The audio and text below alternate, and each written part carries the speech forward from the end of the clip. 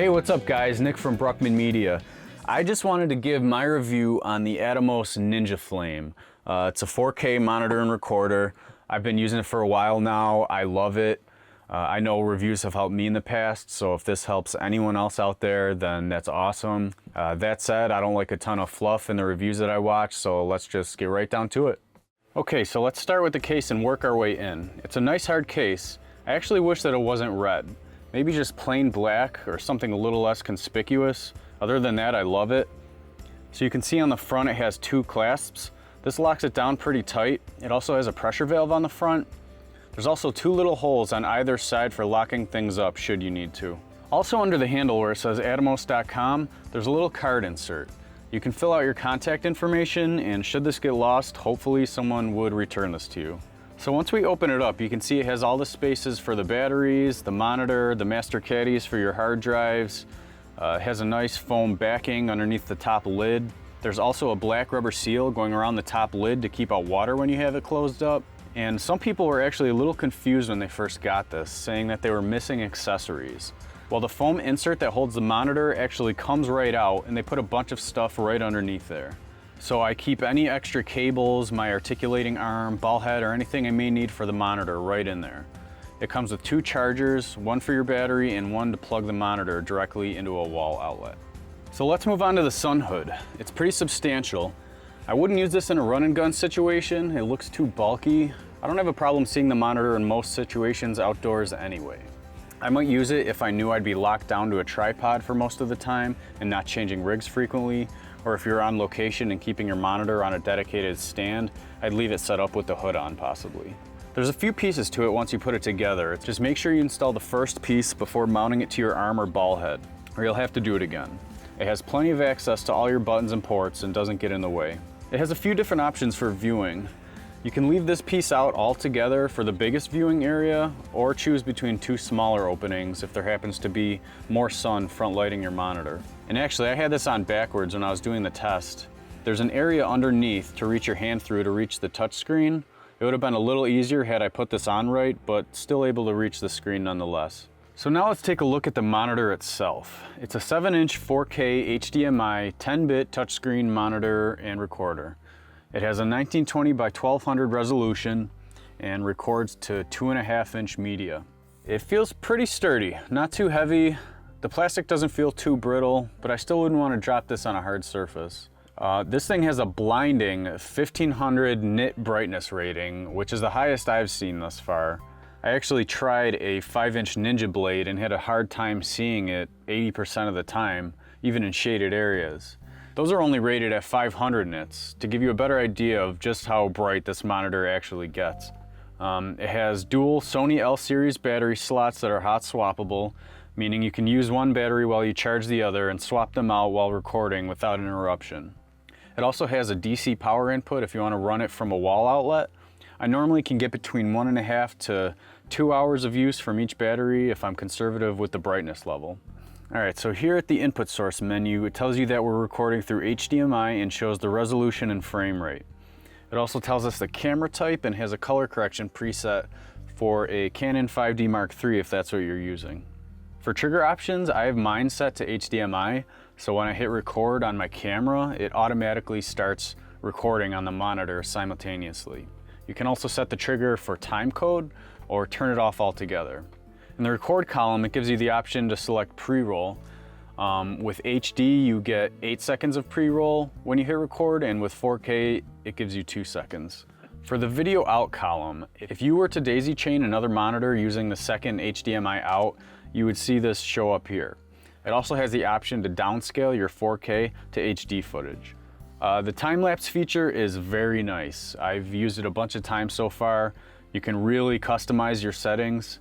The record button will have a dotted ring around it when you have time-lapse enabled. So just make sure to double check that when you want to record normally. You have full control over your parameters and can build presets with how many frames or seconds to record at any interval you choose for any period of time you choose. So pretty cool, no more having to get out the phone or double checking the math to see your clip length.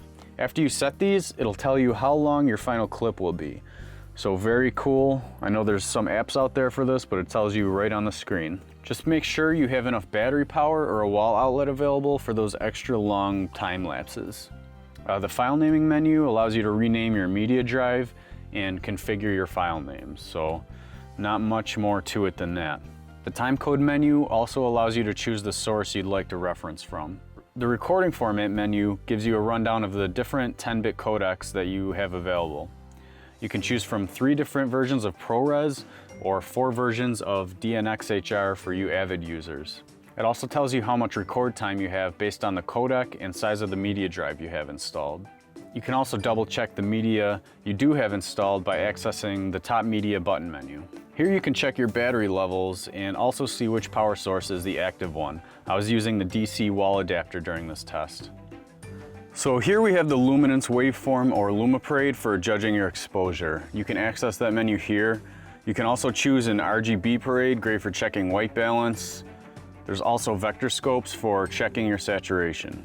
You can also toggle through your waveform display sizes by going through the menu, or you can touch the bottom left corner to resize it without having to access the menu at all. You also have full control over the transparency and brightness of the waveforms. Next we'll look at the monitor assist tools.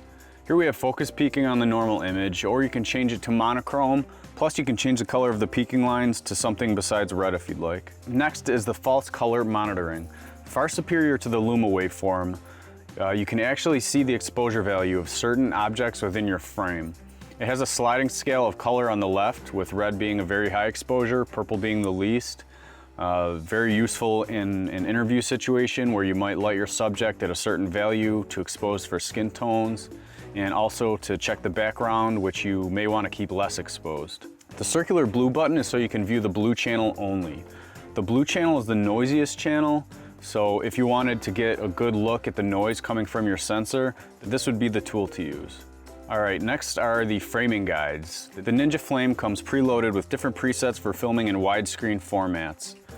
With 2.35:1 or CinemaScope being one of my favorites. There's also 16:9, which is your standard HD image, 2.4, 1.9, 1.85, and 4:3 options. You can also choose to use safe area bars should you want them. Another neat feature is the anamorphic D-squeeze. I personally don't shoot anamorphically at all, but this is super cool and the option is there if you do in fact shoot that way. The focus zoom is another great tool. You can punch in while recording to check your focus on 2 different zoom levels. There's a 1:1 or a 2:1 zoom that you can choose. You can slowly scan with your finger on the monitor or zip around quickly by touching the screen within the focus zoom box. Alright, now the cut and tag menu allows for you to make quick notes on a take. You can mark your favorite takes, mark a clip that might be overexposed or have bad audio, what have you. So pretty cool that you can make notes on the fly. In monitor mode, you can choose to view your native video source, or you can monitor with Atom HDR, one of Atomos' new features.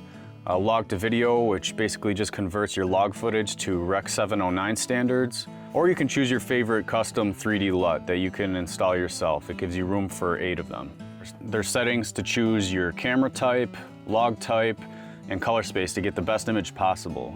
You can also choose to monitor with the LUT only, or you can actually bake the LUT right into the clip upon recording if you're handing off footage with no time to grade, which is very cool.